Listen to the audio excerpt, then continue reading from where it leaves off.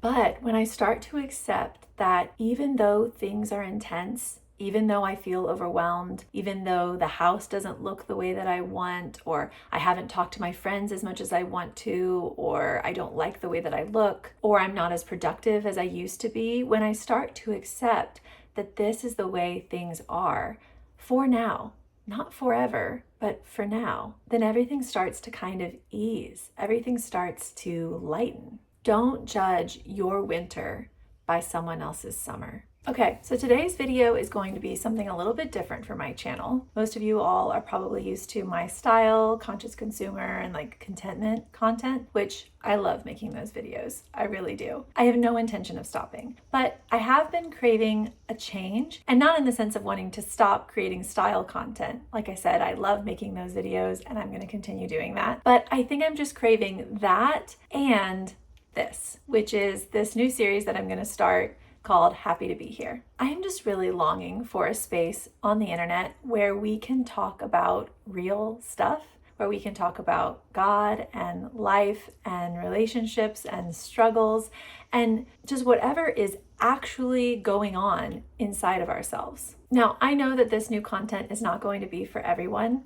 I'm going to be talking about my relationship with Jesus. I'm going to be talking about spiritual things and also just really mundane life stuff. And I totally get that that is not for everyone. And I just want to say that that's okay. If you're not into it, that is totally okay. But I did want to start making this kind of content for those of you who, maybe like me, are craving this kind of thing on the internet. I know sometimes for me, I just want someone on the internet to say something true, to say something honest, to be a little bit vulnerable in some way, instead of kind of being perpetually encased or protected in this highlight reel of pretend perfection. So that is what I'm going to try and offer here. Now I have to say, this is very scary for me. Being vulnerable on the internet is scary. It really is. There's a reason that people don't do it. But alongside of that fear, there is also a deep, deep desire in me to do it. So here I am. I'm doing it. God help me. Just a little housekeeping aside, these videos, when I do them, will come out midweek, ideally on a Wednesday, and they will be in addition to my regular Sunday upload. So for those of you who are here just for the style stuff, there will still be a weekly upload of that kind of content, and the Happy to Be Here series will just be a bonus upload on some weeks. Okay, so I think that is all of the intro stuff. Let's go ahead and dive in. Recently, I've been thinking a lot about hard seasons and kind of the hidden power of expectations. And I think that that is because recently I've been experiencing a real uptick in energy and inspiration and just overall life motivation. And for me, I think that that is directly related to where I am in my motherhood journey. But honestly, I think that anyone can experience this regardless of being a mother. I think it can happen for anyone who has gone through a hard season or a major transition. Maybe you've been through a job change, maybe you've had a big move, maybe you are just coming out of a season of mourning and grief. Maybe you've been struggling with some really intense health issues. I think that these hard seasons can happen for any number of reasons. Just from my perspective, in the context of adding a person to our family, it takes me so long to get back to normal after having a baby. And that's probably in part because I don't have that as a goal postpartum. Typically, I try and let things unfold as they will, and I stay very concentrated within our home and within our family for as long as I need and we need to adjust. I mean, going through a major transition or a very hard season can be so intense, and having a baby is no different. It's like all of the dials of life are turned up to 10. The joy dial, the pain dial, the frustration dial, the wonder dial, they're all turned all the way up. Everything is the best and everything is the worst. And in order to deal with that, I don't know if other people do it differently. I'm sure that they do, but in order for me to deal with that intensity, I try and turn down all of the other dials that I have control over as low as they will possibly go. We don't make extra weekly plans. We don't commit to a lot of activities. I personally don't take on any extra responsibilities. I try to simplify my wardrobe. I just try and stay in my lane, the lane of the season that I'm in. And honestly, I can't imagine doing anything else because even with all of those dials turned down, on most days during those seasons, it feels like I'm drowning. It's like I can't get on top of the housework. I'm not a good friend. My inbox is filling up. I have 1,000 unwatched Marco Polos and unopened texts, and I'm not reading my Bible. My husband and I are not connected. We're like ships in the night every single night, and we're just squeaking by. And the best thing that I have done in those seasons, the best dial that I have ever turned all the way down, is the dial of my own expectations. During those seasons, I set the expectation at squeaking by. If everyone gets to the end of the day and we're all alive, then we're killing it. And then, things eventually start to change. Slowly but surely, they do.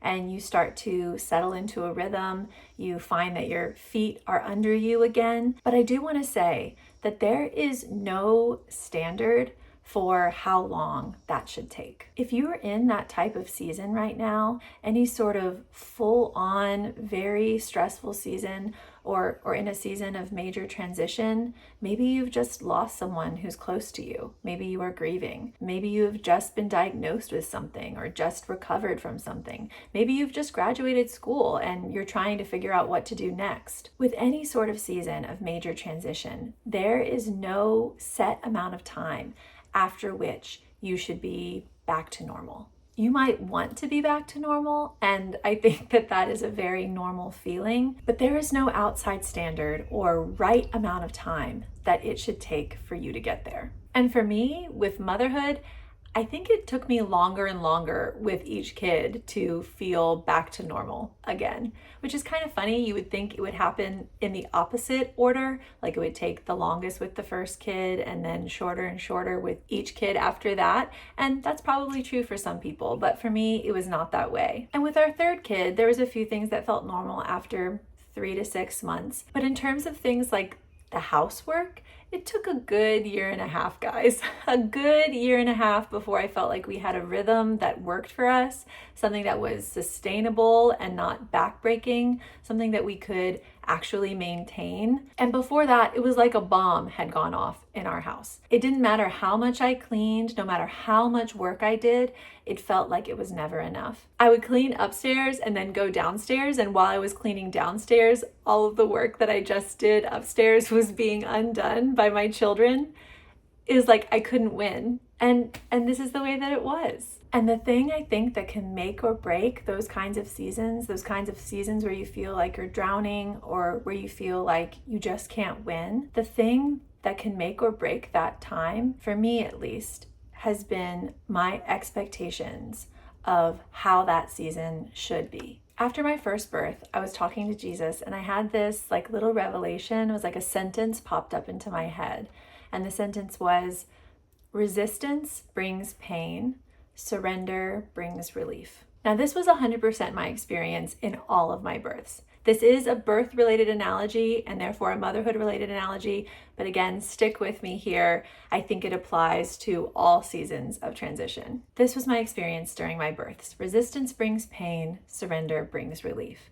I found that I was able to increase or decrease my discomfort based off of how much I resisted or how much I relaxed. Now, relaxing didn't change the intensity of the sensations, but it completely transformed my experience of them. And I think that this is true not just in birth, but in any hard time in life or in any season of major transition. I mean, think about it. Birth is kind of this microcosm, this very clear example of a season of major transition that just happens to take place anywhere between 1 and 36 hours, depending on who you are. It has all of the features of a season of transition: the intense sensations, the overwhelming emotions, the quiet in between resting, the doubt, the fear, the empowerment, the radical connection. It's all there. And if you resist it, well, I'll just speak for myself. If I resisted it, if I clenched my body against what was happening, if I tensed all of my muscles when a contraction would start, only then was there pain. But when I was able to find that place of relaxation and release, amidst the intense sensation, when I was able to accept that this was happening and this was good and to just release, relief would come immediately. And I have found this to be true in other seasons of transition as well. When I'm in a time of transition and I start to kind of buck against it, when I start to really, really resist, if I start saying, this shouldn't be taking so long, I should be back to normal by now, I'm uncomfortable, this is too intense, I want this to be done. Or if I start to run away from the intensity, if I start to hide from how hard the season is, for me this looks like a lot of screen time or a lot of shopping. When I resist the season that I'm in, it is so painful. But when I start to accept that even though things are intense, even though I feel overwhelmed, even though the house doesn't look the way that I want, or I haven't talked to my friends as much as I want to, or I don't like the way that I look, or I'm not as productive as I used to be, when I start to accept that this is the way things are for now, not forever, but for now, then everything starts to kind of ease. Everything starts to lighten. When I start to acknowledge that God is with me, that He's promised to never leave me, that my value and my worth do not depend on a clean house or a smaller waistband, it's like a weight is lifted off of my chest. Because the thing is, seasons of transition are hard enough without adding to them the extra weight of unreasonable expectations. And that is what they are. So often, our expectations for ourselves and for our lives are unreasonable, mostly because they are based off of someone else that we know or have seen online or offline. Oh, their recovery went this way. They bounced right back. Or they seem to be fine after their breakup. Why am I still wallowing? Or she always knew what she wanted to do with her life. Maybe I should have been more ambitious and then I wouldn't be so behind right now. Any expectation that we have of our life that is based off of what happened to someone else is, in my experience, an unreasonable expectation. The idea that your life, your beautiful and precious life, is going to unfold exactly like someone else's is unreasonable. We each have a unique story to tell. And it might sound kind of corny, but I like to imagine that everyone on earth is like a little piece of God's heart, just walking around. You carry a piece of God's heart that only you can express. And the uniqueness of your story reflects that. There is no one like you.